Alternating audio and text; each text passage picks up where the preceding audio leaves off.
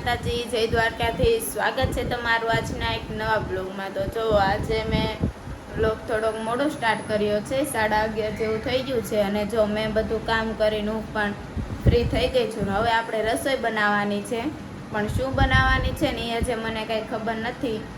તો ચાલો હવે આપણે મારા મમ્મી પાસે જાવી ખાતે, અને ત્યાં એને પૂછવા જાવી કે શું રસોઈ બનાવવાની છે એમ. તો ચાલો હવે આપણે ખાતે જઈને મળવી. ફ્રેન્ડ, તો જો હું આજે મારા મમ્મી પાસે જવાની તૈયારી કરતી હતી ને, ત્યાં મારા મમ્મીનો ફોન આવી ગયો કે તુરિયાનું શાક બનાવવાનું છે એમ. તો જો મેં આ બાજુ તુરિયાનું કટિંગ પણ કરી નાખ્યું છે જો. અને હવે આપણે બનાવવાનું છે, પણ મને તુરિયાનું શાક બનાવતા આવડતું નથી, એટલે આપણે મારા મમ્મીને ફોન કરીને પૂછશું કે કેમ બનાવવાનું છે એમ. અને સાથે રોટલા પણ બનાવવાના છે. તો રોટલા પણ મને નથી આવડતા, તો એને એમ કીધું મારા મમ્મીએ કે તને જેવા આવડે ને એવા બનાવજે, નો સારા થાય તો પછી મને કોલ કરજે. તો જો આપણે હવે રોટલા આપણી રીતે બનાવી નાખશું, અને આપણે તુરિયાનું શાક મને આવડતું નથી, એટલે આપણે એને ફોન કરીને પૂછી લઈએ કેમ બનાવવાનું છે એમ. અને અત્યારે અમે બેસી ગયા છે જમવા, અને જો બધા જમવા બેસી ગયા. જો આ બધા જો તુરિયાનું શાક અને સાથે રોટલો. મારથી રોટલો નહોતો થયો, એટલે મારી મમ્મી આવ્યા ને એટલે પછી એને રોટલો બનાવી નાખ્યો હતો. તો ચાલો હવે આપણે જમી લઈએ, ને તમે પણ બધા જમી લો. તો જો હું આવી ગઈ છું ઘરેથી, બધું કામ કરીને ફ્રી થઈને ખાતે. અને જો આ બાજુ બધા સાડી બનાવે છે જો. જો આ જો બીજા ઓલ બાજુના બધા જો બતાતા નથી થોડા. અને મારા મમ્મી પણ અહીંયા જ હતા. અમે બંને સીટું કટિંગ કરતા હતા, પણ એ ગઈ છે ઘરે, કેમ કે ચા બનાવવા. આ બેનને ચા વગર ન હાલે, એટલે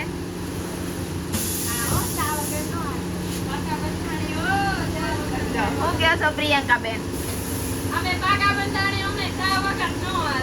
જો ચા તો એને જોવે, બીજું કાંઈ ન આપો તો હાલે, પણ એને ચા જોવે. તો જો મારા મમ્મી ગયા છે ચા બનાવવા. તો ચાલો હવે બધા ચા પી લેશું. મારે પણ ન હાલે ચા વગર, ચા તો આપણે જોઈએ જ. તો ચાલો હવે આવે પછી આપણે ચા પીને મળીએ. મમ્મી ચા લઈને આવી ગયા છે, અને આ બેન જો આમ જો ચા પીવે છે. આ જો ઓલા પણ પીવે છે. આમ જો ચા પીતા હોય ને ત્યાં સુધી અમારે કોઈ સામું ન જોવે. જો આ બાજુ આ બેન નથી પીધી, આ જો આ બેન પીવે જો છે, તો એ જોવે છે. તો ચાલો આપણે પણ ચા પી લેવી, કેમ કે આપણને ન હાલે ચા વગર. પણ ચા પીવે છે. એને ઘરવાળા ના પાડી, પણ આવજો આ ચા પીવે. મહેશ જોતા હોય તો કોમેન્ટ કરજો મને. માં જાય છે. આમ જો ઓગી મને લઈ જાશ તું? મને તારે લઈ જાવી છે. તું ક્યાં જાશો? મને લઈ જાશ? મને લઈ જાશ તું? લઈ જાવી કેમ? પાછળ બેસી જાકે. કાઈ નહીં, ટાટા હાલ. Bye bye.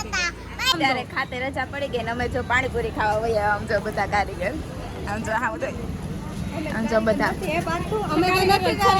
પણ તમે હાડી તો બનાવો છો ને? પેલા તો હતા ને કારીગર? હા, પેલા હતા અમે. હા, તો બસ જો અમે આ ભાઈ પાણીપુરી ખાવી ને ત્યાં સુધી અમને એમ ન થાય પાણીપુરી ખાધી, એટલે અમે બધા જો આવી ગયા છે પાણીપુરી ખાવા. તો ચાલો હવે આપણે ખાઈ લઈએ.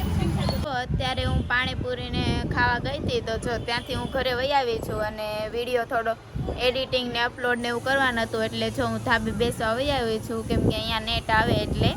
તો જો મારો વિડીયો અપલોડ થાય છે, અને મારા મમ્મી ગયા છે મારી બેનને ડાન્સ ક્લાસીસમાં મૂકવા. તો ચાલો હવે આપણે નીચે જઈએ, અને થોડું ઘણું કામ કરવાનું છે તો એ કરી નાખીએ. અને જો જે ખાતેથી આવ્યા જ છે, અને જો હવે આપણો વિડીયો અપલોડ થઈ જાય એટલે આપણે નીચે જઈએ. તો જો ફ્રેન્ડ, અત્યારે અમે બધું કામ કરીને ફ્રી થઈને અમે આવી ગયા છે અગાસી ઉપર બેસવા. અને આમ જો બધા બેઠા છે. આમ જો બીજા નીચે ગયા છે.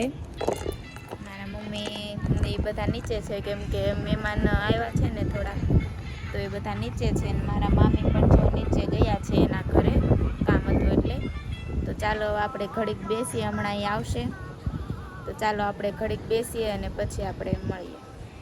તો જો હું આવી ગઈ છું ધાબેથી નીચે, અને જો મારા બધા મહેમાન પણ વયા ગયા છે. તો ચાલો હવે આપણે સુઈ જશું. કાલે મળીશું નવી સવાર સાથે. ત્યાં સુધી જય માતાજી, જય દ્વારકાધીશ. અને જો તમને મારો બ્લોગ ગમ્યો હોય તો લાઈક, શેર અને સબસ્ક્રાઈબ કરવાનું ભૂલતા નહીં.